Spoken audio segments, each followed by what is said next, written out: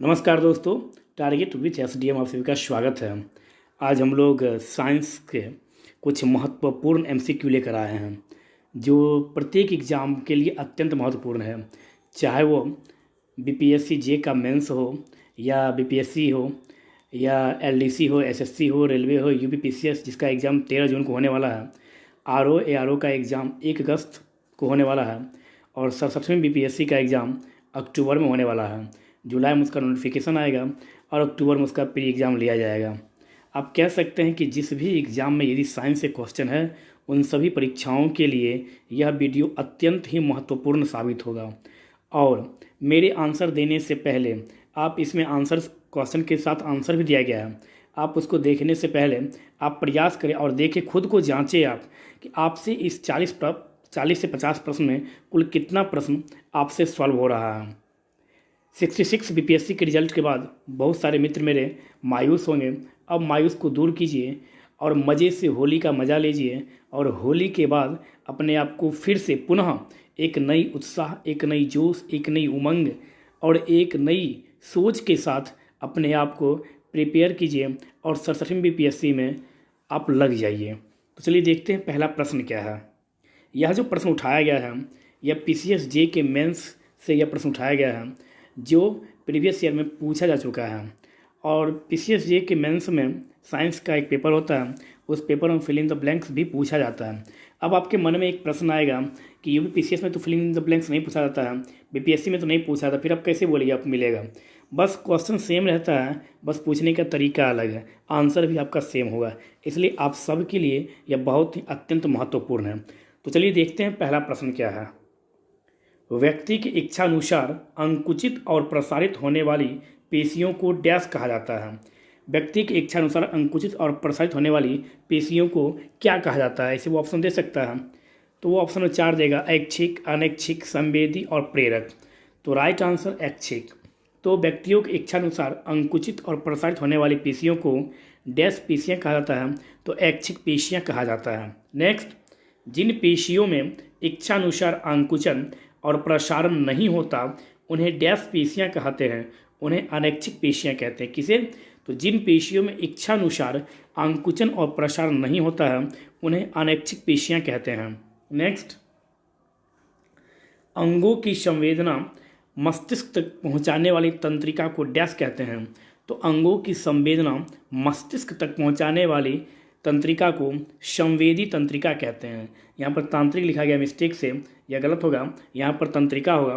Dash तंत्रिका कहा जाता है तो संवेदी तंत्रिका कहा जाता है।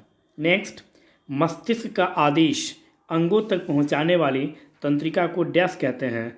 तो मस्तिष्क का आदेश अंगों तक पहुँचाने वाली तंत्रिका को प्रेरक तंत्रिका कहा जाता है। क्या कहता है? तो प्रेरक तंत्रिका कहा जाता है। तंत्रिका तंत्र को डैश और डैश 2 तंत्रिका तंत्रों में विभाजित किया गया है। तंत्रिका तंत्र को केंद्रीय और स्वायत्त 2 तंत्रिका तंत्रों में विभाजित किया गया। तंत्रिका तंत्र को किसमें? तो केंद्रीय और स्वायत्त तंत्रिका तंत्र में विभाजित किया गया है। नेक्स्ट, मस्तिष्क के अगले भाग को डैश कहा जाता है। मस्तिष्क के अगले भाग को प्रमस्तिष्क कहा जाता है। मस्तिष्क के अगले भाग को क्या कहा जाता है? तो प्रमस्तिष्क कहा जाता है। प्रमस्तिष्क के पिछले भाग को डैश कहा जाता है। प्रमस्तिष्क के पिछले भाग को अनुमस्तिष्क कहा जाता है। प्रमस्तिष्क के पिछले भाग क्या कहा जाता है? तो प्रमस्तिष्क के पिछले भाग को अनुमस्तिष्क कहा जाता है। या अनुमस्तिष्क किसे कहा जाता है? तो प्रमस्तिष्क के पिछले भाग को अनुमस्तिष्क कहा जाता है। नेक्स्ट, मेरुरज्जु के सिरे पर एक छोटी सी गांठ जैसा अंग है। मेरुरज्जु के सिरे पर एक छोटी सी गांठ जैसा अंग है जिसे क्या कहा जाता है? जिसे अंतस्था कहा जाता है। क्या कहता है? जिसे अंतस्था कहा जाता है। मेरुरज्जु का विस्तार है जो मेरुदंड के भीतर, मेरुरज्जु डैश का विस्तार है जो मेरुदंड के भीतर 3 प्रकार की झिल्लियों में बंद रहता है। तो मेरुरज्जु मस्तिष्क का विस्तार है जो मेरुदंड के भीतर 3 प्रकार की झिल्लियों में बंद रहता है।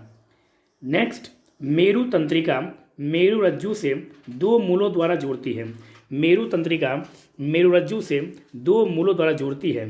एक को डैश और दूसरे को डैश कहा जाता है।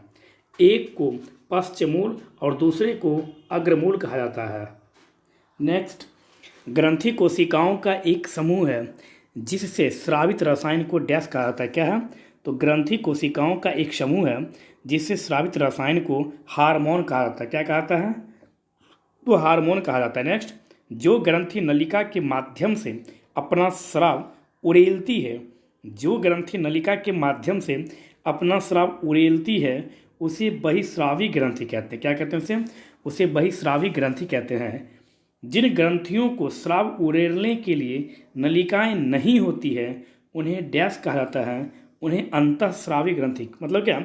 जो ग्रंथि नलिका के माध्यम से अपना स्राव उड़ेलती है उसे बहिस्रावी कहते हैं, और जिनके पास नलिकाएं नहीं होती है उन्हें अंतःस्रावी ग्रंथि कहते हैं। नेक्स्ट, थायराइड ग्रंथि की वृद्धि थायराइड ग्रंथि की वृद्धि को डैश कहते हैं। तो थायराइड ग्रंथि की वृद्धि को आप कह सकते हैं घेंघा कहते हैं। क्या कहते हैं? तो थायराइड ग्रंथि की वृद्धि को घेंघा कहा जाता है। नेक्स्ट, थायराइड को सक्रिय रखने के लिए डैश की आवश्यकता होती है। तो थायराइड को सक्रिय रखने के लिए आयोडीन की आवश्यकता होती है। किसकी होती है? तो आयोडीन की आवश्यकता होती है। घेंघा की चिकित्सा में डैश का प्रयोग किया जाता है। तो घेंघा की चिकित्सा में आयोडीन का प्रयोग किया जाता है। डैश की गड़बड़ी से व्यक्ति सुस्त, उसकी आवाज़ धीमी, तापक्रम कम और त्वचा के नीचे की ऊतक फूलकर मोटे हो जाते हैं, इसे डैश कहते हैं। क्वेश्चन क्या है?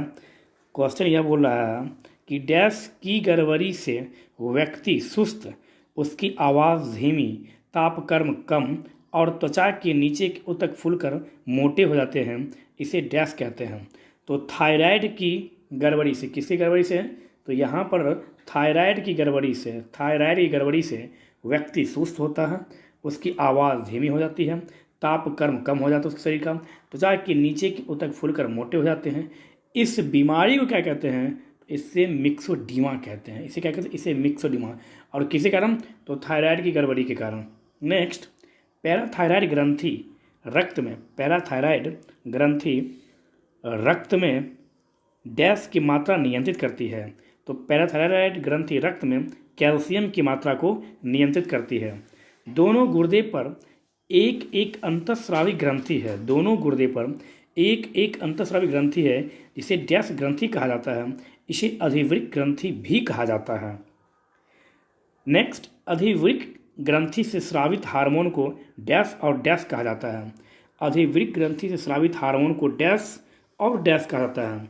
तो अधिवृक्क ग्रंथि स्रावित हार्मोन को कार्टिकोस्टेरॉयड और एपिनेफ्रॉन कहा जाता है। क्या कहता है? तो अधिवृक्क ग्रंथि से स्रावित हार्मोन को कार्टिकोस्टेरॉयड और एपिनेफ्रॉन कहा जाता है। नेक्स्ट, यौन ग्रंथियाँ कितने प्रकार की होती है? तो यौन ग्रंथियाँ 2 प्रकार की होती है, अंड ग्रंथि और डिंबाशय ग्रंथि। कौन सी? अंड ग्रंथि और डिंबाशय ग्रंथि। पुरुष यौन हार्मोन का निर्माण डैश में होता है।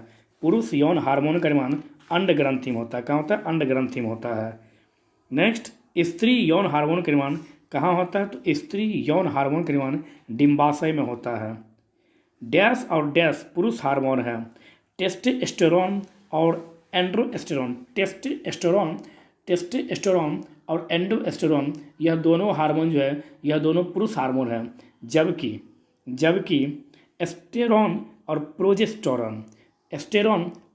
प्रोजेस्टेरोन यह दोनों महिला हार्मोन, मतलब कि स्त्री का हार्मोन है। यह प्रोजेस्टेरोन को डैश हार्मोन कहा जाता है।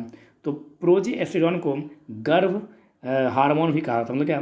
गर्भ हार्मोन के नाम से किस हार्मोन को जाना जाता है? इसी पर पूछा जा सकता है आपसे। तो गर्भ हार्मोन के नाम से प्रोजेस्टेरोन हार्मोन को जाना जाता है जो स्त्री में पाया जाता है। टेस्टोस्टेरोन हार्मोन किस में पाया जाता है? टेस्टोस्टेरोन हार्मोन पुरुष में पाया जाता है।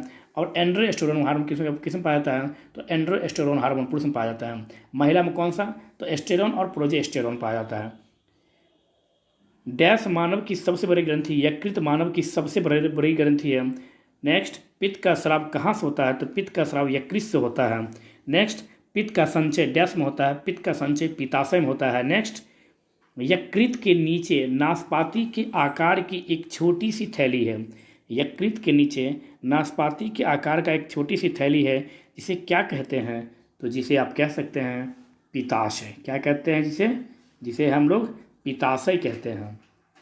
नेक्स्ट, यकृत कार्बोहाइड्रेट, वसा और प्रोटीन का डैश करता है। यकृत जो है वह कार्बोहाइड्रेट, वसा और प्रोटीन का उपापचय करता है। नेक्स्ट, पित्त का पक्वाशय में गिरना डैश द्वारा होता है। पित्त का पक्वाशय में गिरना प्रतिवर्ती क्रिया के द्वारा होता है। पित्त का पक्वाशय में गिरना किसके कारण? तो प्रतिवर्ती क्रिया के कारण होता है। नेक्स्ट, पित्त में कोई डैश नहीं पाया जाता है, यह एंजाइम क्रिया को तीव्र करता है। पित्त में कोई एंजाइम नहीं पाया जाता है, यह एंजाइम क्रिया को तीव्र करता है।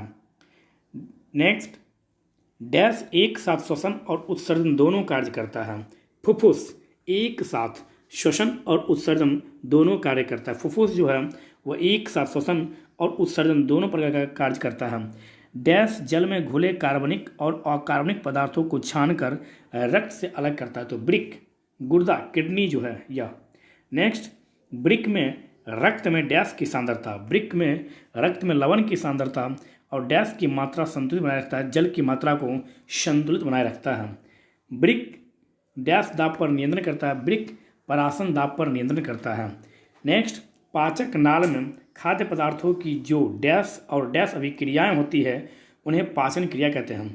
पाचक नाल में खाद्य पदार्थों की जो भौतिक और रासायनिक क्रियाएं होती हैं, जो यांत्रिक और रासायनिक क्रियाएं होती हैं उन्हें पाचक क्रिया कहते हैं। डैश लार में डैश और डैश दो प्रकार के एंजाइम पाए जाते हैं।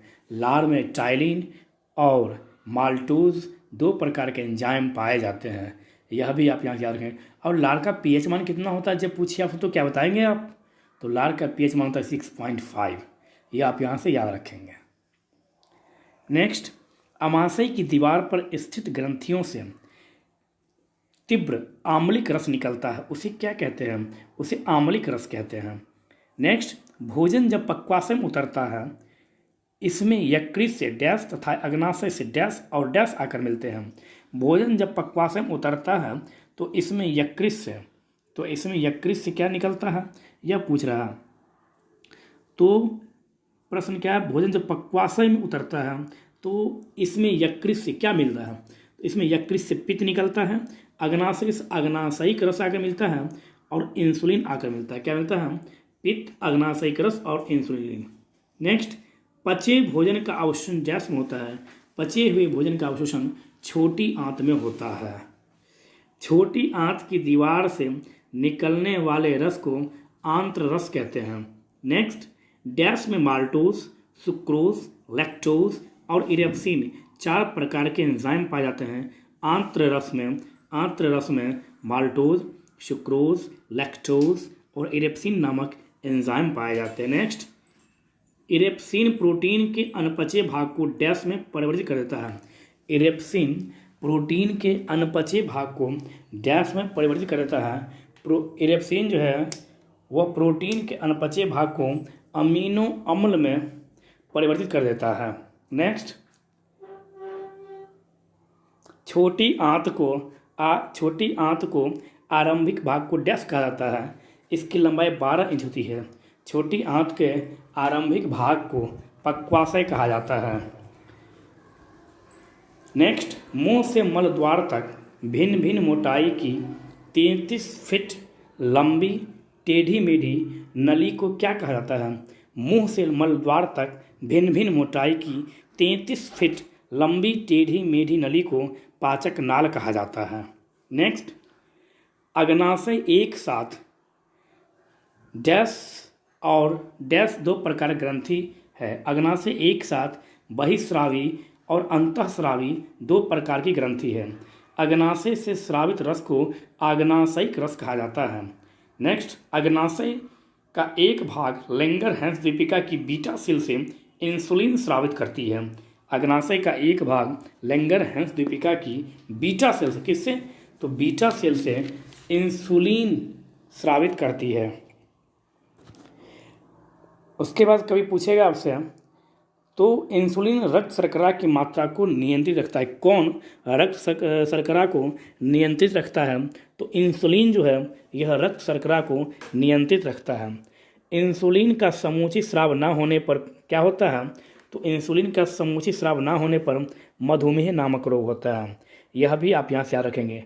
और मधुमेह दिवस या डायबिटीज़ डे कब मनाया जाता है? तो डायबिटीज़ डे 14 नवंबर को मनाया जाता है। तो आज हम लोग साइंस के कुछ महत्वपूर्ण प्रश्नों को देखने का प्रयास किए हैं। हम उम्मीद करते हैं कि आप लोगों को यह वीडियो बहुत ही अच्छा लगा होगा और आप अपने दोस्तों के बीच, आप अपने ग्रुप में, व्हाट्सएप ग्रुप में, टेलीग्राम ग्रुप में, फेसबुक पर अधिक से अधिक इस वीडियो को शेयर कीजिए और अधिक से अधिक लोगों तक इस वीडियो को पहुंचाने का प्रयास कीजिए। धन्यवाद।